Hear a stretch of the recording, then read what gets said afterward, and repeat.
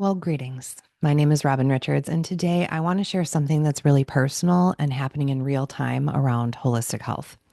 Now, it's a story that I've been carrying quietly, but as I move through some really deep reflection and recalibration in multiple areas of my life, I'm ready to speak it aloud because it's part of my process of holistic weight loss and wellness. And it's also part of how I'm called to support you, not only as your teacher and coach, but as a fellow journeyer on this path as a woman who has weathered many storms, especially in the season of perimenopause and beyond.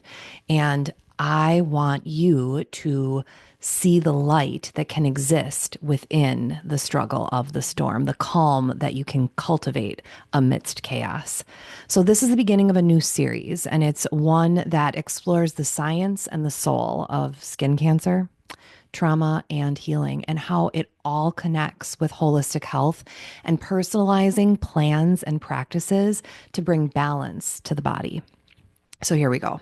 And know that you can actually read this story with a slightly different spin over on my blog at robinswellness.com, which is linked in the show notes below. So let's set this stage with where this story begins, which is September of 2024. It was the start of the school year, and my daughter was back on a set schedule and no longer in my care throughout the day. So I finally had space to make some long overdue appointments for my health. And now, if you've ever tried to grieve while holding everything else together, you know how impossible that can feel. I was still spinning in the aftermath of several years of caretaking, anticipatory grief, and ultimately the passing of my father. You see, my dad was so much more than a dad to me. He was my safe place. He was my soul connection. And he died when I was only 40. And he was just 70 years old, taken by early onset dementia. Now, everything felt like a haze. I was still moving, and outwardly, I was still showing up for others. I was still carrying the weight of the world and carrying on, but I wasn't really caring for myself. So I finally made the appointment. It was a routine exam with a dermatologist. And, I'm currently 42. At the time I was 41. I'm in early menopause after all. So what I thought would be a quick checkup turned into a melanoma diagnosis. It was first two biopsies that then became two excisions and a whole lot of fear and turmoil. You see, I was blindsided. I've endured so much in my 42 years, from trauma, infertility, autoimmune disease, addiction recovery, mental health challenges. That's all of the things that have led me to where I am right now, that led me to transform my calling and my successful career in public education into the teaching platform that I have today, Robin's Wellness, which is all focused on health through holistic weight loss and wellness. But here's the thing: melanoma doesn't care how healthy you are or how hard you've worked. It's the most serious kind of skin cancer.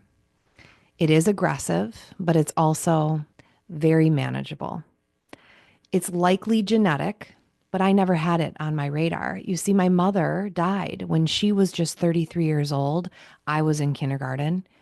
And my history is even more complex because I was conceived through sperm donation. So there are pieces of my medical history that I just simply do not know and never will. But now that melanoma is part of my story, it's unearthed so much for me. So many questions about my origin, the complexities of my childhood, the lineage of trauma, and the loss and heaviness, the heartbreak that I've been carrying for what feels like my entire life. So, what did follow were the two excisions, one on my back and one on my right thigh. Now, what I thought would be a quick recovery turned into one of the hardest and most painful experiences of my life. So here's what they don't tell you about melanoma recovery. The excision on my back, it was big. I had two options: either get stitches, which meant 2 weeks of no lifting, no twisting, no movement, or go to the open wound care route, which meant 6 to 8 weeks of vinegar rinses, medical grade honey, and daily bandaging. I chose the open wound care, thinking it would be easier. It wasn't. It took 18 weeks.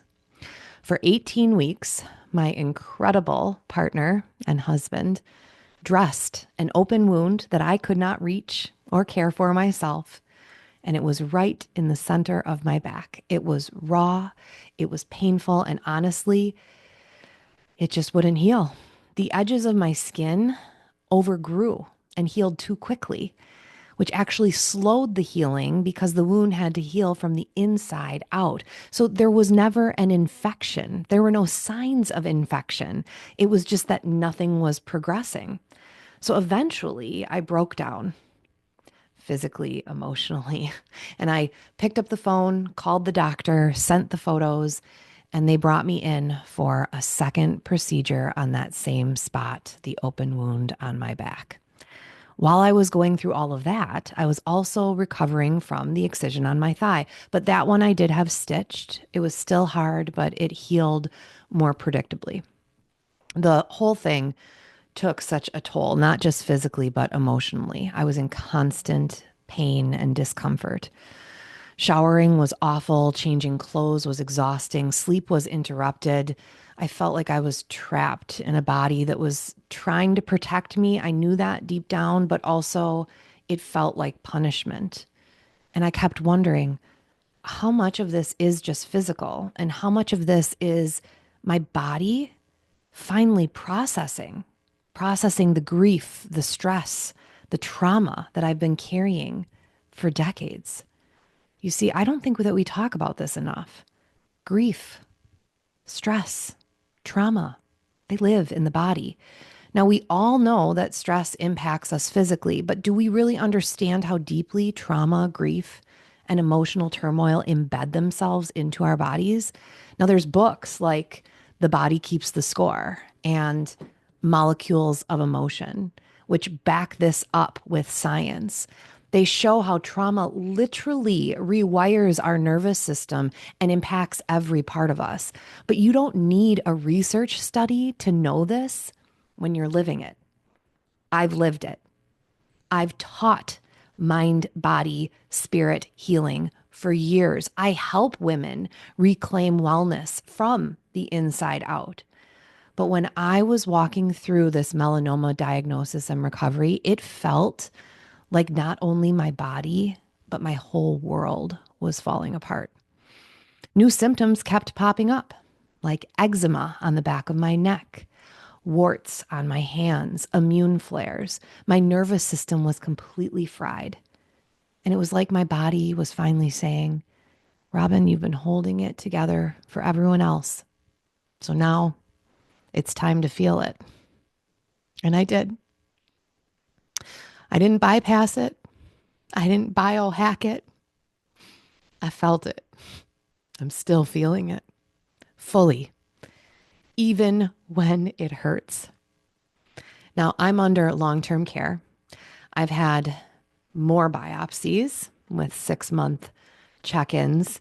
The first 6-month check-in resulting in 2 biopsies that resulted in one more excision. And I'm currently all stitched up on my left leg and still healing. But there is a shift that has happened with me just in the last several weeks. My spirit is rising.